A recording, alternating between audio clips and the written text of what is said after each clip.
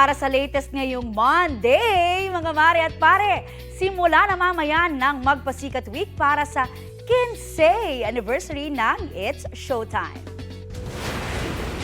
Ano-ano kaya ang unkabogable ng mga pakulong mapapanood natin this year? Unang sasalang ang team ni na Vice Ganda, Karil and Ryan Bang. Sa clue na ipinost ni Karil, from the bottom of our hearts daw ang magiging performance nila. Mapapanood yan mamayang 12 noon sa GMA7, pati na rin dito sa GTV pagkatapos ng Balitang Hali. Pinabulaanan ni dating Pangulong Rodrigo Duterte ang mga alegasyon ni retired Police Colonel Royina Garma. Kaugnay po yan sa reward system umano sa mga pulis na makapapatay sa drug war noong kanyang administrasyon. Ang dating Pangulo inimbitahan na rin sa pagdinig ng House Quad Committee kaugnay sa usapin. Balitang hatid ni Darlene Kai. Ito ang imbitasyon ng House Quad Committee kay dating Pangulong Rodrigo Duterte. Sa sulat na pirmado ni Quad Committee Overall Chairperson Representative Ace Barbers, inaanyayahan si Duterte sa pagdinig ng komite sa Martes, October 22 para bigyang linaw ang mga issue partikular sa extrajudicial killings. Sa huling pagdinig, sinabi ni retired Police Colonel Royina Garma na iniutos ni Duterte na i-replicate sa buong bansa ang Davao model ng drug war, kung saan may reward system para sa mga pulis na makapapatay sa drug suspects. Wala pang kumpirmasyon ng Quadcom kung dadalo si Duterte, pero handa raw sila rito. Bibigyan daw nila ng pagkakataon ang dating Pangulo na sagutin ang mga pahayag ni Garma. We will definitely afford him the courtesy due to him. Medyo pipilitin namin na maging intelligent itong mga questions na ito. We will have to get some information kung totoo bang merong reward system na in-implement. Meron bang order talaga na barilin? Ano pa bang ibang orders? Sabi ni Quad Committee Co-Chairman Representative Benny Abante, kasama sa tatalakay ng impluwensya ng mga pahayag ni Duterte sa publiko noon. The former president should also realize that because he said several times in his war on drugs that drug pushers or whoever should be killed, no? Paulit-ulit niyang sinabi. It's not actually a personal order to those people to kill. Pero declaration ng ating Pangulo yan. So anong ginawa ng mga kapulisan natin? They were emboldened to kill. Imbitado rin sa pagdinig sina dating NAPOLCOM Commissioner Edilberto Leonardo at Peter Parungo alias Pedro na kapwa idinawit ni Garma. Makita natin na talagang maraming mga pinatay na hindi talaga mga drug pusher, kundi drug user and mistaken identity. Sinasabi ng iba na collateral damage to. Hindi, just ito it's not just collateral damage. Sinusubukan namin kunin ang panig ng dating Pangulo na sa panayam ng SMNI noong Huwebes ay nagsabing wala pa raw siyang natatanggap na imbitasyong dumalo sa pagdinig. Pinabulaanan din niya ang mga alegasyon ni Garma. Operational funds lang daw ang ibinigay niya sa mga pulis at pagbati at panglilibre lang ang ibinigay niyang reward. Darlene Kai, nagbabalita para sa GMA Integrated News. Sa ilang lugar sa Pampanga, doble pahirap ang bangabaha sa naghahanda para sa undas. Bukod sa tubig, problema rin ang sandamakmak na basura sa Santa Iglesia Catholico Public Cemetery sa Masantol. Natanggal din ang takip ng ilang nicho roon kaya kita ng kabaong sa loob. Nilumot naman ang baha sa Holy Spirit Memorial Park pati na sa Santa Elena Cemetery. Sa sobrang tagal naman ng baha sa Macabebe Public Cemetery, may mga tumubo ng water lilies. Sa Hagonoy, Bulacan, mabaho at nangingitim na ang bahang dulot ng high tide at pag-ulan sa isang libingan. Dahil dyan, may ilang hindi na raw makakapagtulos ng kandila kapag undas. Para maiwasan naman ang dagsa ng mga tao, marami na ang nagpupunta sa Manila South Cemetery. Sa anunsyo kasi ng Manila LGU, hanggang Sabado, October 26 na lang, pwedeng maglinis ng mga puntod. May ilan na rin pinili na bisitahin ng mga yumaong kaanak, kaya nagsimula na raw maging mabenta ang mga kandila at bulaklak.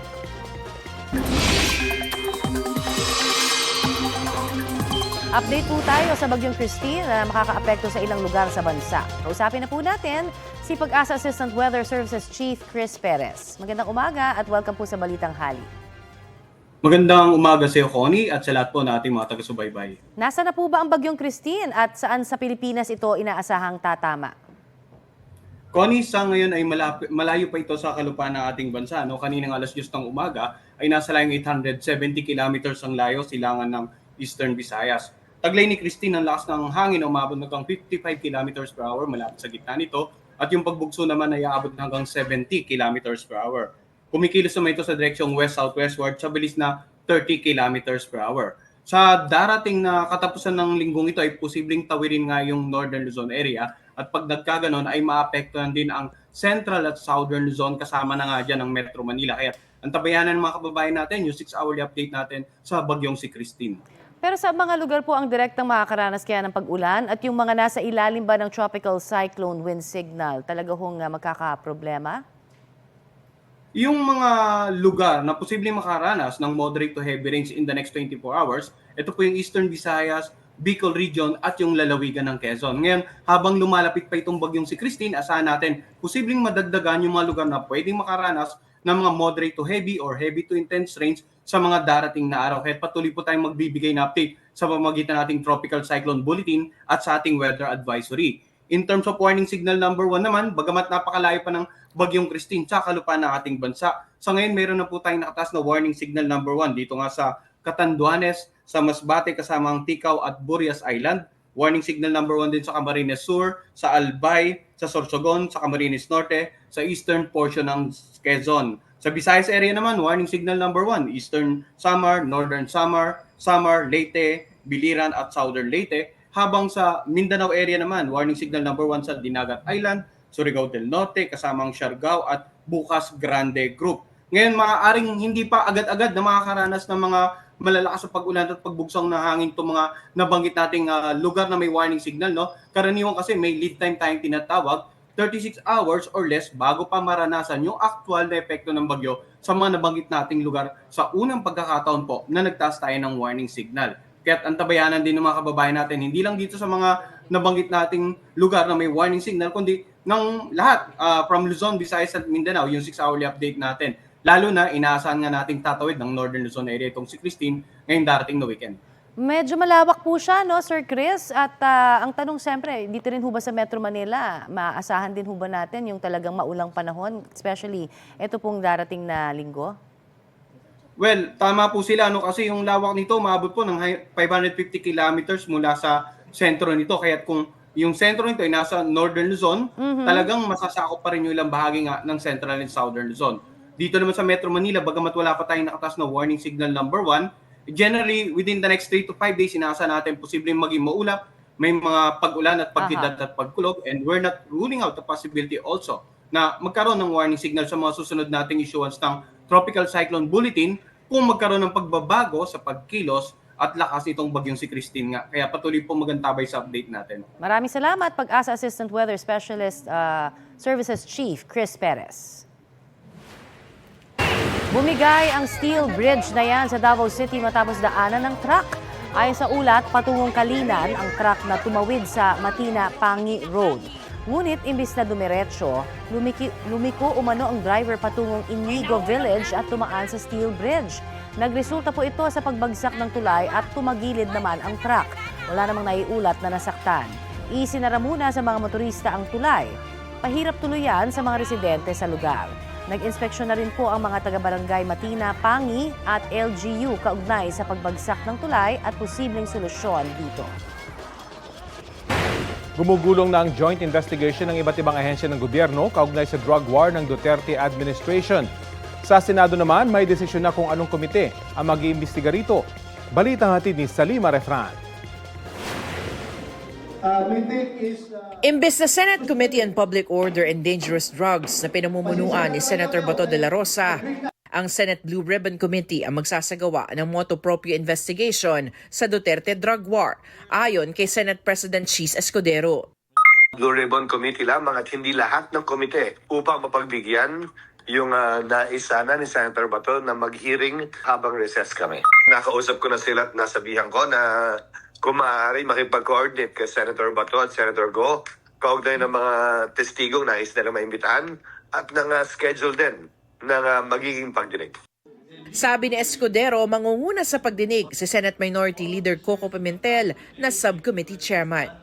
The war on drugs, the 6,000 to 30,000 alleged victims, and then was there really a state policy na patayin ng mga involved sa drugs? Yun po ating i-determine. Ayon kay Pimentel, pag-uusapan pa ang magiging rules ng pagdinig. Handang ipatawag ng komite ang mga nais-imbitahan ng mga miyembro, kabilang si dating Pangulong Rodrigo Duterte. Irerespeto raw nila ang pagdalo at pakikibahagi ni De La Rosa at Senator Bongo. I'm really objective and I'm fair, and then I will follow the evidence. Hindi ko haluan ng politika to. So, ebidensya lang po tayo.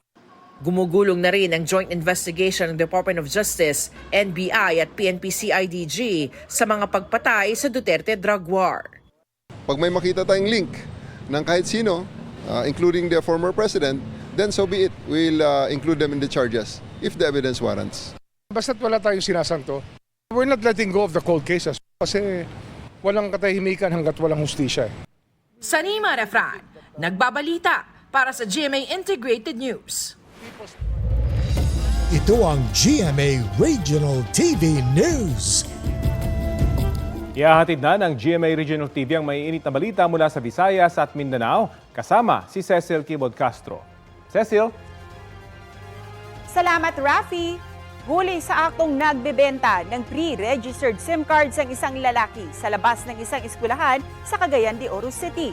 Ayon sa pulisya, matagal na nilang minamanmanan ang sospek. Nakuha sa kanya ang mga SIM card na nakarehistro na kahit wala pang nagmamay-ari. Nang pasukin din ang kanyang bahay, nakumpiska rin ang iba pang SIM cards. Sa isa pang entrapment operation sa lungsod, isang babaeng 54 anyos naman ang naaresto dahil din sa pagbebenta ng mga pre-registered na SIM card.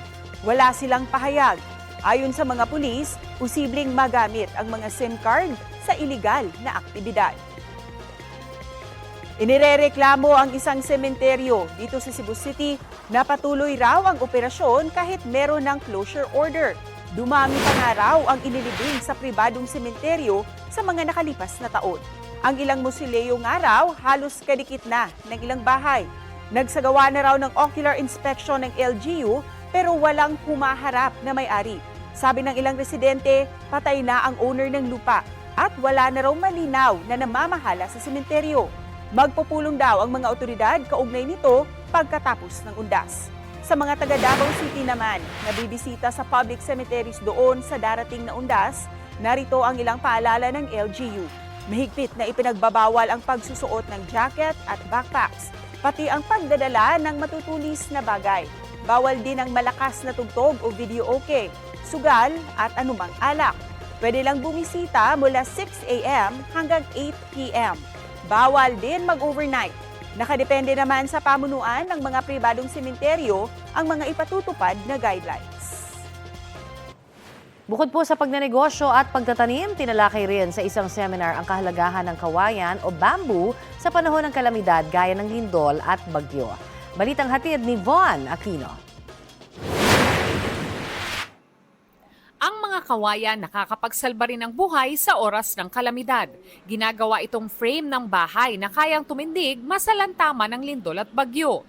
Ang paraan na ito, tinatawag na cement bamboo frame technology na tinalakay sa Learn and Earn from Bamboo Expert Seminar ng Carolina Bamboo Garden. Ang Base Bahay Foundation na nagtuturo at nagsasaliksik kaugnay sa teknolohiyang ito, gumawa ng 3 test houses sa Albay, Bicol na sinalanta ng bagyong Glenda noong 2014. Ang resulta, nakatayo pa rin ang 3 test houses habang ang mga katabing kubo natumba dahil sa bagyo. Ang Bahareke technology na gumagamit din ng kawayan sa mga bahay, subok na matibay ng lumindol sa Colombia noong 1999. We covered the entire house, so that's why the house in the exterior looks like a concrete house. The secret of that durability is because bamboo was never exposed to UV radiation, rain, and humidity from the exterior. Iba ang nature ng bamboo eh. Talagang natural lang dating noon. And this is Filipino, kaya yan ang ating ginagawa. At saka mura. Malaki ang halaga na namimenos natin. At the same time, pag gumamit ka ng bamboo, ano siya, healthy. It absorbs more carbon dioxide and emits more oxygen. Para makapagsimula sa pagtatanim ng kawayan, ang mga participant tinuruan ng DENR Ecosystems Research and Development Bureau ng bamboo propagation, plantation, development at management. When you cut your branch, dapat yung cut mo ay very close sa mismong puno. lagyan ng 1/3 soil, lagyan ng mycorrhiza, and then ilagay yung branch. Ganon din, dito rin ang dilig. Ibabaw. Tinalakay rin ng DOST ang pamamaraan ng paggawa ng uling mula sa kawayan na pwedeng pagkakitaan. Ipinaliwanag din ang High Value Crops Financing Program para sa mga gustong magsimula ng negosyo sa kawayan. Von Aquino nagbabalita para sa GMA Integrated News. Dinarayo ngayon sa Iloilo City ang isang cafe na may kakaibang paraan para maka-order. Sa cafe na ito kasi, pwedeng mag-order sa pamamagitan ng pag-abot ng form sa butas. Doon din makukuha ang kanilang orders na iaabot ng staff. Ang hole-in-the-wall concept paandar para sa take-out customers. Kung gusto naman daw mag-dine-in, pwede namang pumasok mismo sa kanilang cafe. Ayon sa ilang customers, interesting ang kanilang naging experience sa cafe.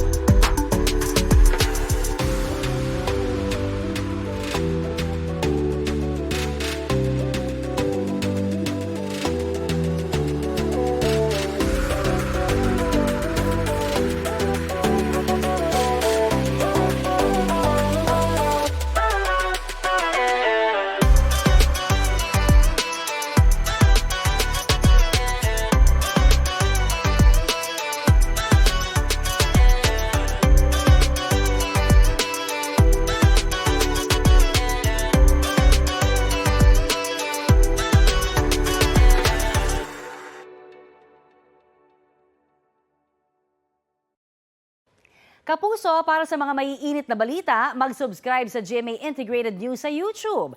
Sa mga kapuso naman abroad, subaybayan nyo kami sa GMA Pinoy TV at sa www.gmanews.tv.